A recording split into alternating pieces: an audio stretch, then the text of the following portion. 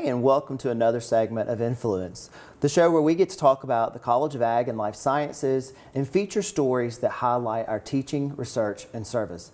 I'm your host, Corey Bailey, and I'd like to remind you that you can always stay connected with our college by following us on social media or by visiting our website at any time for any of the most up-to-date events.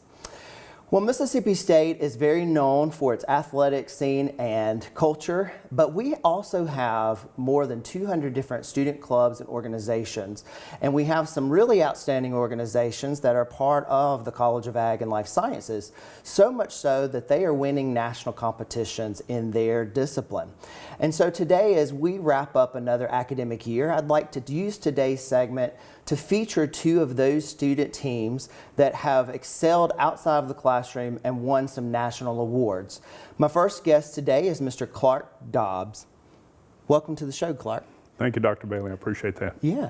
So you are a graduate student in our Department of Biochemistry, Nutrition, and Health Promotion. Is that correct? Yes, sir. And this is your second go at coming to Mississippi State, isn't that right? Yes, sir. Okay. I loved it so much the first time I came back. So let's start there. What was your degree in the first time? And so what was your degree? What are you working on now? And what really inspired you to come back to Mississippi State? Okay, sounds good. So my first degree is in live operations in poultry science. So I learned how to grow chickens. When I started interviewing back in 1989 to get a job, I decided to go into the processing side of the poultry industry, which really paid off for me. It took me down paths that I never thought I'd go down. I eventually ended up working for a company called Keystone Foods as Senior Vice President of Supply Chain and Procurement. That led into the opportunity to go into consulting and to begin to do this full time. What motivated me to come back was I started looking at the food industry. My academic background was in the agriculture side, how to grow the animals. My work experience was in processing and supply chain. And the piece that I'd never really tackled but always wanted to was the food science and the culinary, and really taking what I learned and becoming more creative with it, being able to take food to the end consumer. So that's my vision for where I want to go with the degrees that I'll be getting. So. What has changed the most about Mississippi State since the last time that you were here? It still has somewhat of a feel of a cow college, but it's much more evolved than that. And you can begin to see all the other disciplines come into play. You can begin to see that there's more of a focus on the science and how to integrate that with, things like chemistry and engineering and things like that. It's much more evolved than it was in the past. And it's got more global outreach. Some of the classes that we're taking are more global in nature, and that's what I like. Okay, so now let's shift gears a little bit to the competition that you recently competed in. So let me get this correct. It's the Research Chefs Association National Innovation Competition. Did I get that right? Yes, sir. Okay, yes, sir. So as hard as that was for me to say, I'm sure there was just as much hard work that went into your preparation for that competition. So can you talk about what is involved with that competition, and really how did Mississippi State fare altogether?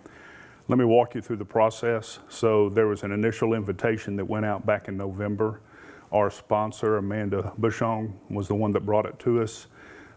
We met, we said, okay, let's get some teams together, let's figure out what we want to do. It was very specific what they were looking for. They wanted about a 20-page document that described the food that we were going to be producing and how we were going to produce it, along with a lot of the technology or the science. We had to include a HACCP program. We had to include a list of ingredients that we knew were banned or that we couldn't be using. So all that was in it. And then once we submitted the proposal, they judged that and said, okay, here are the top 4 teams that are going to come into play. Mississippi State had 2 teams that submitted proposals, and both teams got selected to go. Wow. My team was myself and then 2 freshman culinology majors, James Jenna and Sydney Harris. Mm-hmm. We ended up placing 3rd in the contest. The other team ended up placing 1st. They beat Cornell, and Cornell's always been known as the powerhouse for food science and hospitality and culinology. And then we ended up beating Iowa State. So both Mississippi State teams took first and third out of the top 4. Wow. Which was fun. It was a lot of fun to do it, a lot of hard work. Once we got back from Christmas break, we were in the food science lab 2 to 3 days a week for at least 3 or 4 hours at a time, working on the food product, making sure we got our recipes under control, making sure we got all of our prep time and prep activities down pat. We had SOPs, we had everything documented, the whole 9 yards. Wow. So, well, congratulations. Well, thank you. That was a very successful competition, and really look forward to seeing what all you get to accomplish in the future while you're still here. Cool. We are going to take a quick break, but when we come back on the next side of this interview, we're going to talk to another team representative from another student organization who competed in a competition that really started back at Mississippi State back in 1977. Look forward to that conversation and stick around.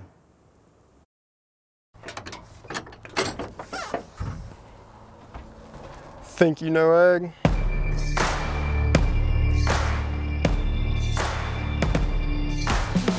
Think again. We are creative.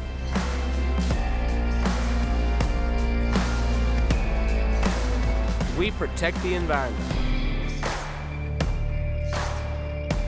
We prepare for careers in medicine and conduct research. We empower people and communities.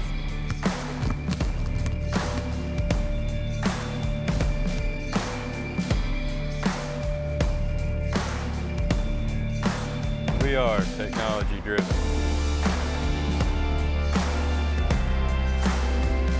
And we feed and clothe the world.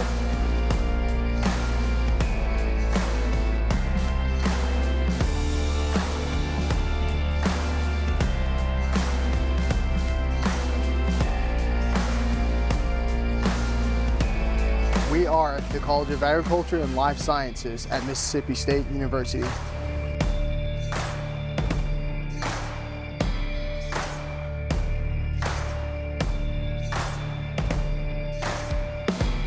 In 1977, Mississippi State was the home to an event called Field Days. And at that event, it was meant to be a competition between Mississippi State University, Michigan State, and Ohio State to determine which college student skills were the best in horticulture and landscape architecture. Well, since that time, a competition has evolved to what started off with 5 institutions to now more than 200 different participants each year, and it is now the National Collegiate Leadership Competition. And so I have a guest with me today, Mr. Adam Frost, who is a part of that team. So welcome to the set, Adam. Thank you. And I think I butchered that name. It's the National Collegiate Landscape Competition. Perfect. So before we get there, though, I'd like to know more about you. So you're a student from Alabama, is that correct? Yep. All right. So what initiated the interest in Mississippi State and your major? So when I was in high school, I had a physics teacher that had 2 kids coming through Mississippi State in the landscape architecture program. And he always had their posters, always talking about their work. He always had their posters up on the wall showing what they were doing, talking about their internships, their job offers that they were getting. And they weren't even out of school yet. And so I figured I'd come and check it out. I connected with my advisor now and talked to him a little bit. He'd come and show me the department. And I decided that this is where I wanted to make my home for the next 4 years. I like it. So how have you, speaking of your home away from home, how have you really kind of integrated into the Mississippi State system and made it your home away from home? Yeah, so like I said, I connected with my professor before I even came here. I connected with another one as well before I came here, and they're on all of our professors are on a first name basis. We're really close to each other. We take a lot of trips with each other as well as our classmates. We're always in studio together for a lot of time, so it's been incredible. Okay, and you're obviously involved in a student club and organization. So let's talk about this competition. And so, where did you go? What was involved in the competition, and how did Mississippi State's team do? So this year we went to Michigan State University and competed against 57 schools, I believe. Yeah, we take a group of about 30 people there through our club organization, mostly landscape contracting students, but a few landscape architecture, and we go and compete against these other schools in various different landscape competitions. But on top of that, we get to meet and connect with industry and kind of make connections with those people. When I looked at the list of award winners, your name came up more than once, and I think that was something that was different from the rest of the students that I saw there. So congratulations on the individual competitions that you placed in. So tell the audience more about your competitions and what it took to win those placements. So I competed in irrigation assembly, irrigation design, as well as irrigation troubleshooting.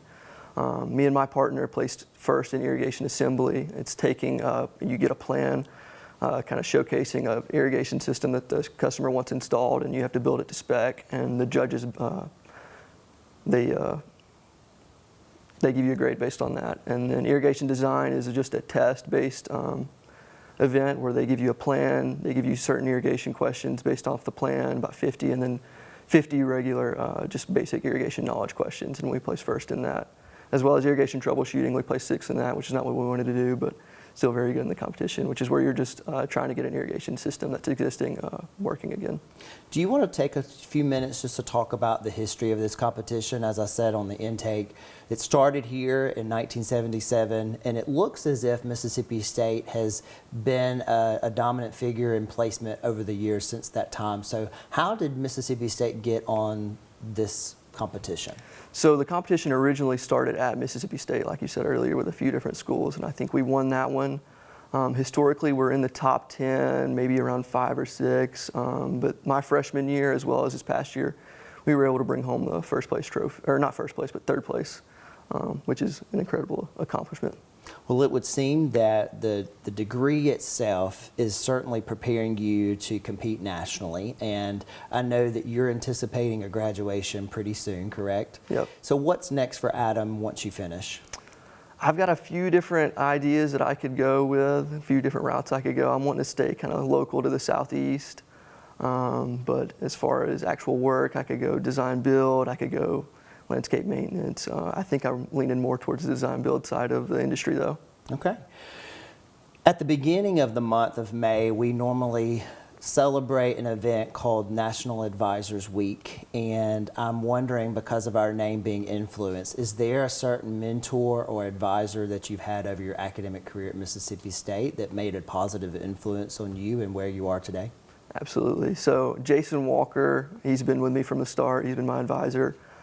He's been incredibly helpful. Even like if I have a question outside of the classroom, I can come to him with it.